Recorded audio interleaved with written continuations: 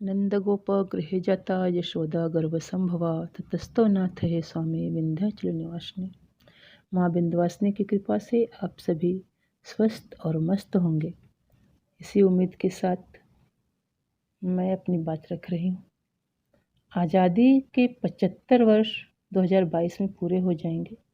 भारत अपनी आज़ादी के 75 वर्ष पूरे होने के उपलक्ष्य में आज़ादी का अमृत महोत्सव मना रहा है। विश्व गुरु भारत का दर्शन दिखाने के लिए इस महोत्सव को पूरे देश में वर्ष भर मनाया जा रहा है, तो क्यों न इस दौरान स्वतंत्रता आंदोलन में अपनी प्राणों की आहुति देने वाले उन स्वतंत्रता सेनानियों को याद किया जाए, जिनको इतिहास के पन्नों में जगह नहीं मिली, पर उनकी वीरता की कहानियां लोक में छाई रही हैं। ऐसे ही एक स्वतंत्रता सेनानी के बारे में मैं आप लोगों को बताने जा रही हूँ। तोड़ हुकूमत अंग्रेजों की, वीरों ने कदम बढ़ाया है, भारत माँ के वीर सपूतों ने माँ को आज़ाद कराया है। इसी विचार श्रृंखला में जीते भारत माँ का अमर सपूत शेरे बलिया श्री चित्तू पांडे जी को गुलामी में सांस लेना मंजूर नहीं था। वे हर पल भारत माँ को आज़ाद कराने के लिए चिंतन करते रहते थे। बलिया की धरती वीरों की धरती रही है। वसुंधरा की कोख में बलिया ने कई अनगिनत सपूत दिए हैं, जिनकी कहानियाँ आज भी सुनी और सुनाई जाती हैं। उन्हीं वीर सपूतों में से एक नाम है चित्तू पांडे का। चित्तू पांडे की गिनती उन स्वतंत्रता सेनानियों में होती है जिन्होंने अंग्रेजों के जुल्म सहे, कोड़े खाए, जेल गए, लेकिन बलिया की शान को कभी कम नहीं होने दिया और अंग्रेजों की जी हजूरी नहीं की और हमेशा बगावती सुर में अंग्रेजी हुकूमत का विरोध करते रहे। चित्तू पांडे का जन्म उत्तर प्रदेश के बलिया जिले के रतुचक गांव में 10 मई 1895 में हुआ था। बचपन से ही वे उग्र स्वभाव के थे। गांधी जी के अंग्रेजों भारत छोड़ो आंदोलन से प्रेरित होकर स्वाधीनता संग्राम में कूद पड़े और बलिया में एक बहुत बड़ा जन आंदोलन खड़ा कर दिया और अंग्रेजों के नाक में दम कर डाला। चित्तू पांडे ने आज़ादी से 5 वर्ष पूर्व ही बाकायदा सत्ता हस्तांतरण करा के बलिया को आज़ाद करा दिया था। 19 अगस्त 1942 को अंग्रेज कलेक्टर ने जनता के दबाव में आकर चित्तू पांडे को सौंपा था बलिया का शासन और चित्तू पांडे को वहां का डीएम बना दिया था। उनके बारे में एक बात और कही जाती है कि अंग्रेजी हुकूमत ने चित्तू पांडे को गिरफ्तार कर लिया।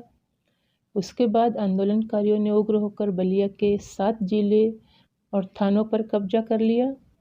जरा कल्पना करिए उस दृश्य की जब यह घटना हुई होगी। चित्तू पांडे के एक इशारे पर बलिया की जनता बलिदान के लिए तैयार रहती थी। उनकी रिहाई के लिए स्वतंत्रता सेनानियों ने जेल के गेट तोड़कर जेल के अंदर तक चले गए थे। स्वतंत्रता सेनानियों के सामने 19 अगस्त 1942 को बलिया जिले का कलेक्टर ने आत्मसमर्पण कर दिया। कलेक्टर को जन आक्रोश के सामने झुकना पड़ा और चित्तू पांडे समेत अनेक सभी साथियों को रिहा करना पड़ा।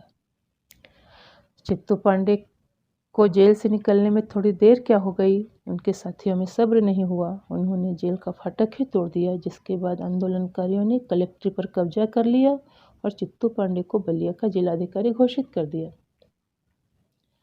14 अगस्त 1942 को वाराणसी के काशी हिंदू विश्वविद्यालय के छात्रों की आज़ाद ट्रेन बलिया पहुंची।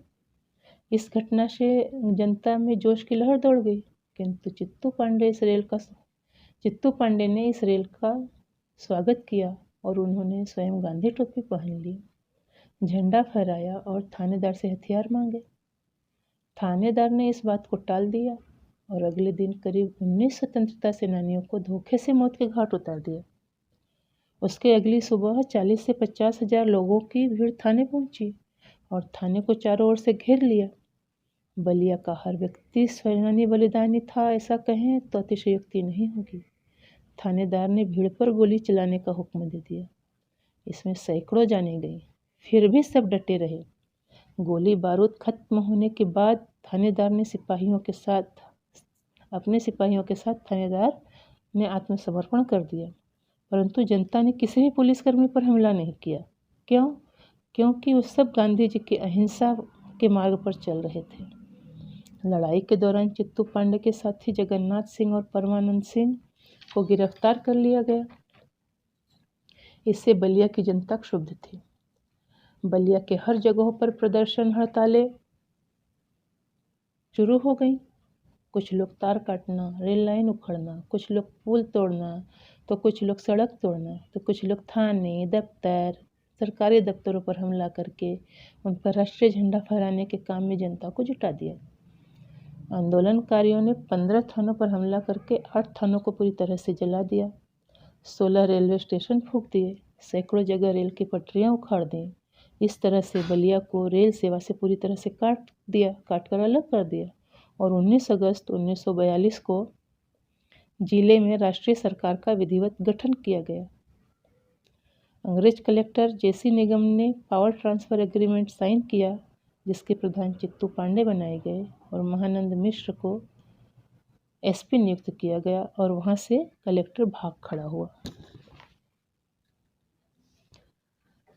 जिले में सरकारी संस्थानों पर राष्ट्रीय सरकार का पहरा बैठा दिया गया। अंग्रेजों के सरकारी कर्मचारी पुलिस लाइन में बंद कर दिए गए। हनुमानगंज कोठी में राष्ट्रीय सरकार का मुख्यालय बनाया गया। चित्तू पांडे के आदेश से हफ्तों बंद दुकानें खोल दी गईं। इस तरह से बलिया देश के आज़ाद होने से पहले ही आज़ाद हो गया।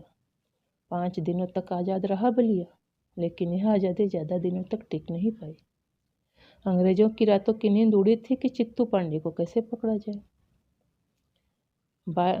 बनारस की ओर से रेल की पटरियां बिछाते हुए 22 अगस्त को 2:30 बजे रात सेना की एक टुकड़ी रेलगाड़ी से निदरसोल के नेतृत्व में बलिया पहुंची। निदरसोल ने मिस्टर वाकर को बलिया का नया जिलाधिकारी नियुक्त कर दिया। 23 अगस्त को 12 बजे दिन में नदी के रास्ते सेना की दूसरी टुकड़ी पटना से बलिया पहुंची। इसके बाद अंग्रेजों ने लोगों पे बहुत जुल्म ढाए, क्योंकि अंग्रेज सब जान गए थे कि अब हम लोगों के यहाँ ज़्यादा दिन का राशन पानी नहीं है। जितना हम लोग खून खराबा कर सकते हैं करें। वो सब आंदोलनकारियों को अदालत में पेश किए और उन्हें 7-7 साल का कैद और 20-20 बेत की सज़ा सुनाई। फिर भी किसी ने चित्तू पांडे का पता नहीं बताया। इतने पर ही वे नहीं रुके। किसी को नंगा करके पीटा गया तो किसी को हाथी के पाँव में बांधकर घसीटा गया। उन घरों को ध्वस्त किया गया जहाँ सत्याग्रही जुटते थे।